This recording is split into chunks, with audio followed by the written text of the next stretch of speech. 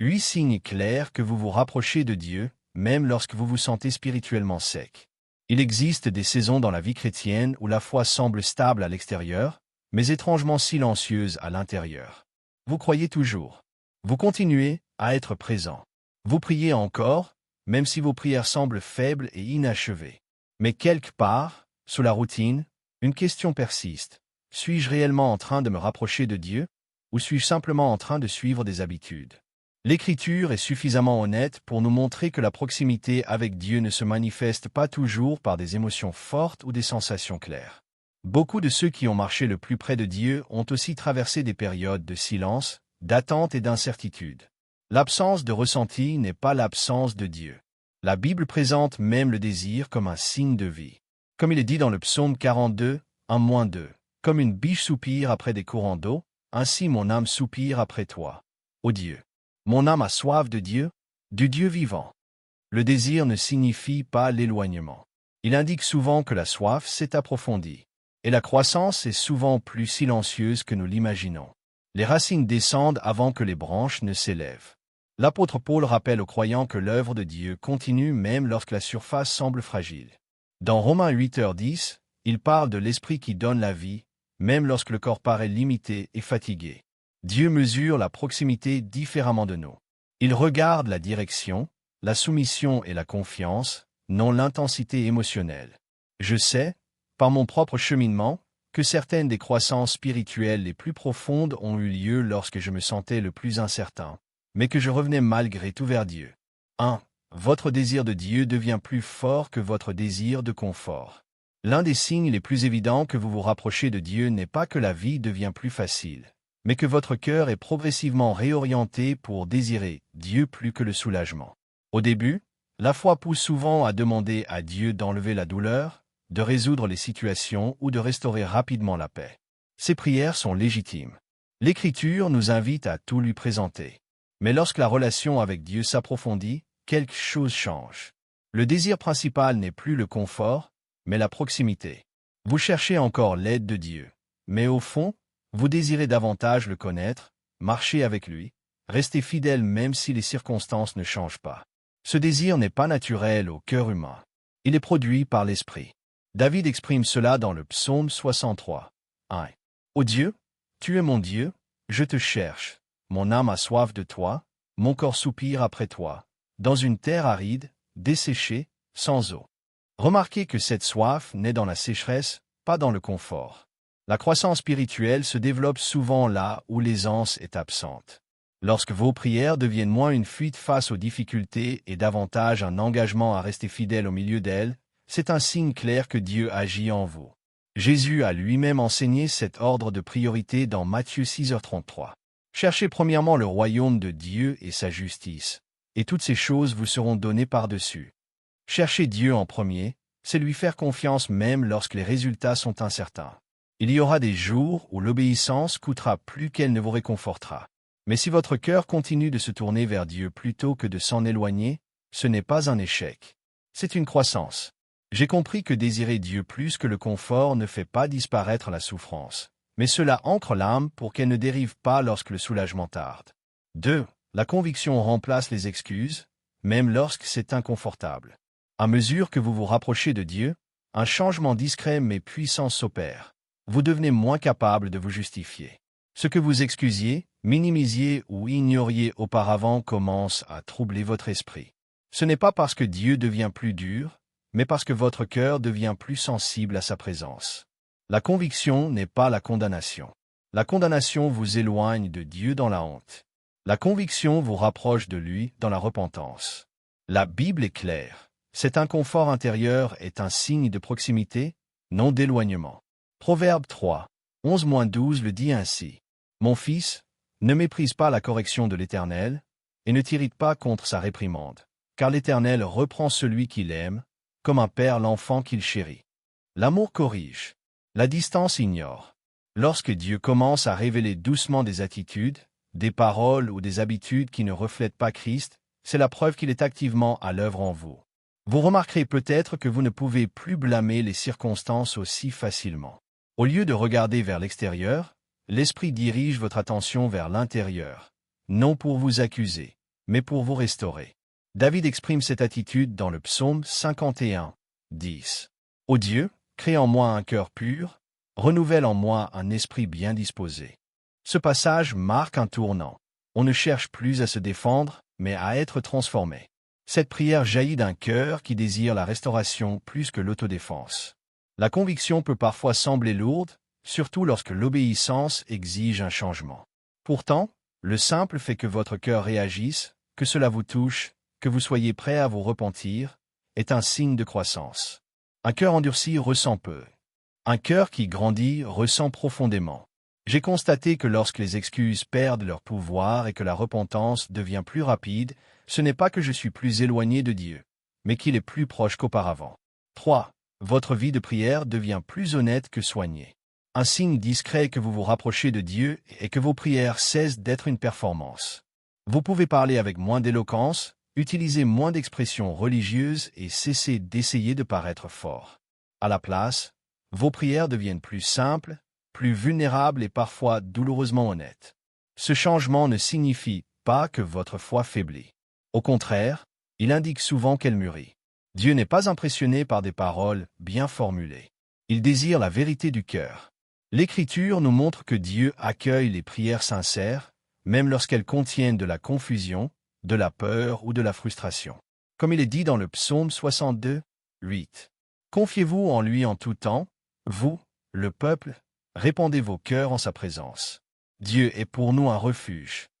Répandre son cœur signifie ne rien retenir. La proximité avec Dieu crée un sentiment de sécurité, et cette sécurité ouvre la porte à l'honnêteté. Vous pouvez vous surprendre à dire à Dieu que vous êtes fatigué, incertain ou que vous avez du mal à lui faire confiance. Ces prières ne sont pas des échecs. Elles reflètent celles des fidèles à travers toute la Bible. Même Jésus, dans Matthieu 26, 39, a prié avec une profonde sincérité. « Mon Père, s'il est possible, que cette coupe s'éloigne de moi. Toutefois, non pas ce que je veux, mais ce que tu veux. » La vraie prière ne consiste pas à cacher la faiblesse, mais à la remettre entre les mains de Dieu. À mesure que votre relation avec lui s'approfondit, la prière devient moins une tentative de l'impressionner et davantage une dépendance envers lui. Le silence peut augmenter, les mots diminuer, mais la confiance grandit en profondeur. J'ai remarqué que lorsque mes prières deviennent plus simples et plus vraies, je ressens moins de pression à bien faire et plus de liberté à me reposer dans la présence de Dieu. 4. Le monde vous impressionne moins et l'éternité vous attire davantage. En vous rapprochant de Dieu, votre boussole intérieure commence à changer.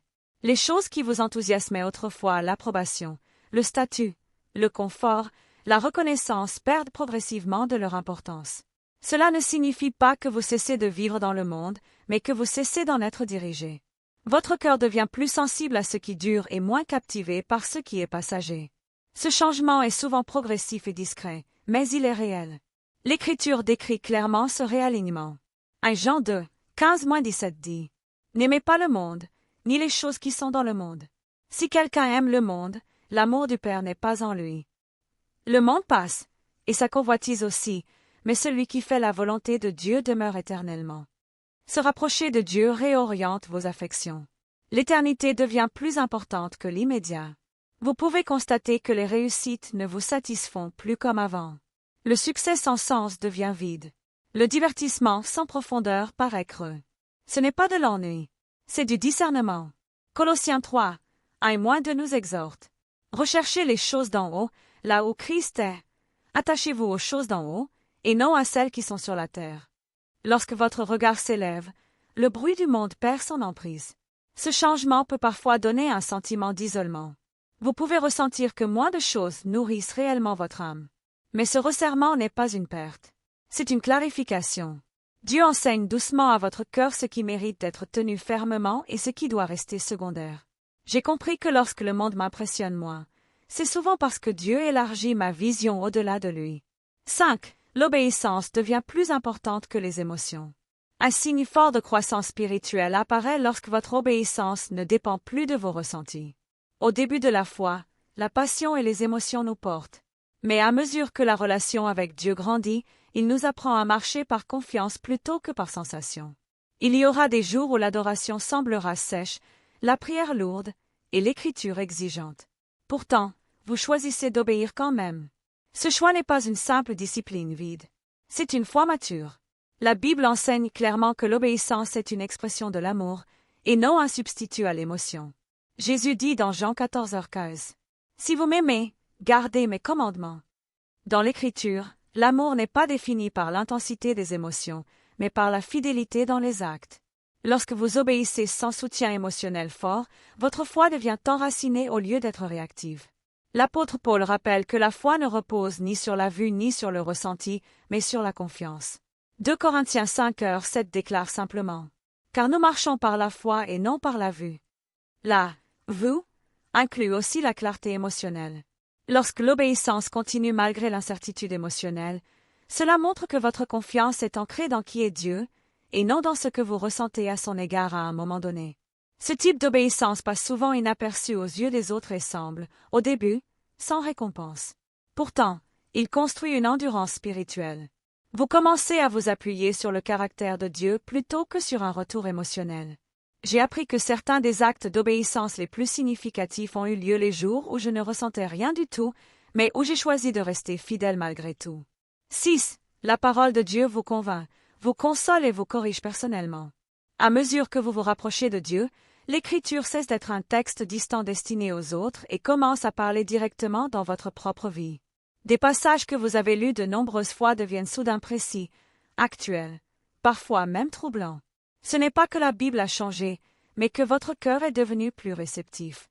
La parole de Dieu commence à vous rencontrer là où vous êtes réellement, et non là où vous prétendez être. La Bible elle-même décrit cette réalité vivante. Hébreux 4h12 dit « Car la parole de Dieu est vivante et efficace, plus tranchante qu'une épée à 2 tranchants. Elle pénètre jusqu'à partager âme et esprit, elle juge les sentiments et les pensées du cœur. » Lorsque l'Écriture commence à révéler vos motivations, vos attitudes et vos peurs cachées, c'est un signe d'intimité. Dieu ne sonde pas les cœurs à distance. Il le fait dans la relation. Vous pouvez remarquer que certains versets vous apportent une profonde consolation, tandis que d'autres vous confrontent de manière inconfortable. Les deux sont des actes d'amour. 2 Timothée 3h16 l'exprime clairement. Toute écriture est inspirée de Dieu et utile pour enseigner, convaincre, corriger et instruire dans la justice. La croissance se produit lorsque vous laissez l'ensemble de la parole vous façonner, pas seulement les parties réconfortantes. Cette relation personnelle avec l'Écriture n'est pas toujours encourageante. Parfois, elle expose. Mais la correction est un privilège réservé à ceux que Dieu façonne activement. Une Bible fermée crée de la distance. Une Bible ouverte, reçue avec humilité, crée la proximité. J'ai constaté que lorsque la parole de Dieu commence à me confronter personnellement, c'est souvent sa manière de m'attirer plus profondément et non de me repousser. 7. Vous devenez plus conscient de votre besoin de grâce, et non moins. L'un des signes les plus mal compris de la croissance spirituelle est une conscience accrue de sa propre faiblesse. Beaucoup pensent que la maturité signifie se sentir plus fort, plus confiant ou plus sûr de soi. Pourtant, l'Écriture montre souvent l'inverse.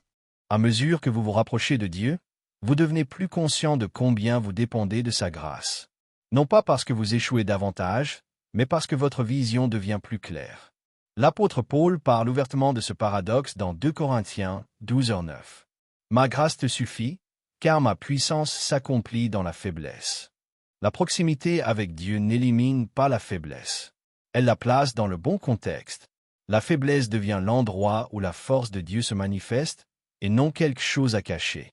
Jésus illustre cette humilité dans Luc 18, 13-14, avec le publicain qui prie simplement. « Ô Dieu, sois apaisé envers moi, qui suis un pécheur. » Jésus dit que cet homme est reparti justifié, non parce qu'il était moralement supérieur, mais parce qu'il reconnaissait son besoin. Se rapprocher de Dieu produit de l'humilité, non de l'autosatisfaction. Vous pouvez vous surprendre à être moins impressionné par vos propres progrès spirituels et plus reconnaissant pour la patience de Dieu. Ce n'est pas une régression, c'est de la maturité. L'orgueil éloigne, la dépendance rapproche. J'ai remarqué que plus je marche avec Dieu, plus j'apprécie profondément la grâce, non comme une idée, mais comme une nécessité quotidienne. 8. Vous aimez les autres différemment, même lorsque cela vous coûte. L'un des signes les plus fiables que vous vous rapprochez de Dieu est un changement discret, mais réel, dans votre manière d'aimer les autres. Pas forcément dans des gestes spectaculaires ou une patience parfaite, mais dans une disposition intérieure.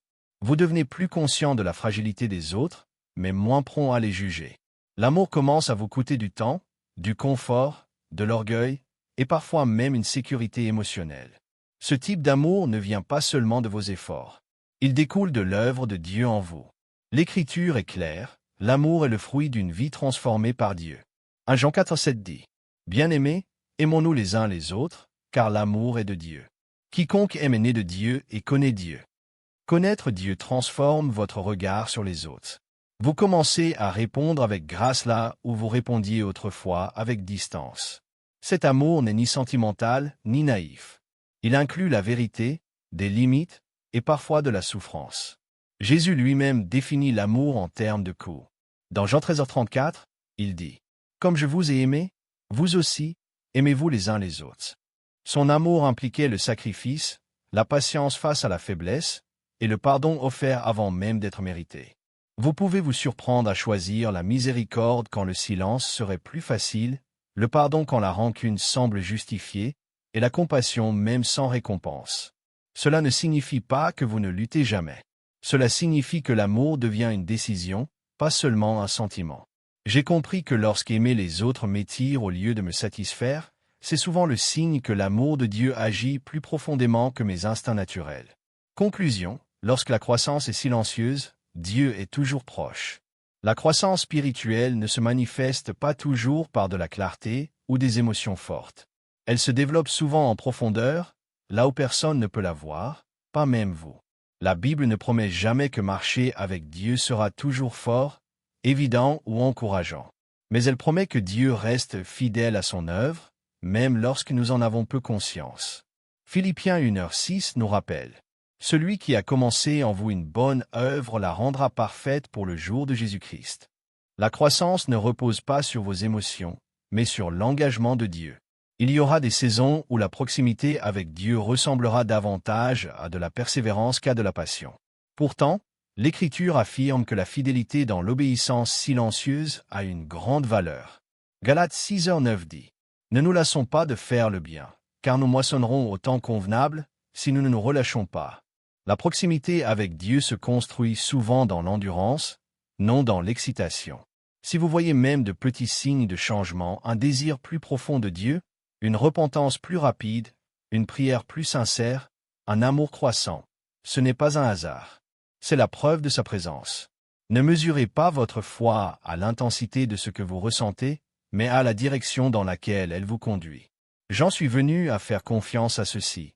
Lorsque la croissance semble cachée, Dieu est souvent en train d'agir avec le plus de précision, façonnant le cœur d'une manière qui